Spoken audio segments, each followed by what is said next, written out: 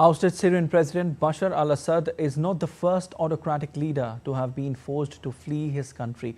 There have been other leaders in recent past who had to flee their respective countries while in power due to political turmoil. Tunisia, Zine Abidine Ben Ali.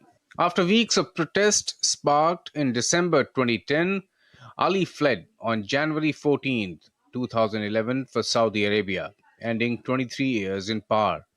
Ben Ali died in exile in Saudi Arabia in 2019. Zaire, now Democratic Republic of Congo, Mobutu Sese Seko. On May 16, 1997, Seko went into exile after receiving an ultimatum to step down. Mobutu had smothered all opposition and wrecked the economy. He died shortly afterwards on September 7, 1997, in Morocco of prostate cancer. Haiti. Jean-Claude Duvalier. Duvalier proclaimed himself president for life, installing a regime of terror. He went into exile in February 1986 following a popular uprising over the human rights abuses. He lived in France for 25 years, returning to Haiti in 2011, where he died 3 years later. Philippines. Ferdinand Marcos. Marcos in 1986 fled to US exile amid a bloodless, military backed popular uprising that ended his 20 years in power. He died in exile in 1989. Uganda, Idi Amin Dada.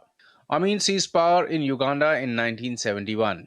He brutally suppressed all opposition during his 8 year reign of terror, resulted in the deaths of an estimated 300,000 people.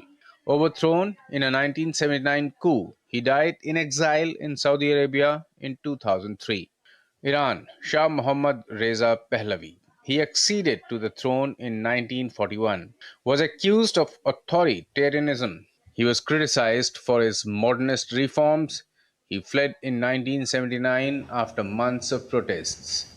He lived in exile in Morocco, Bahamas, Mexico, US, and Panama, dying in Egypt in 1980.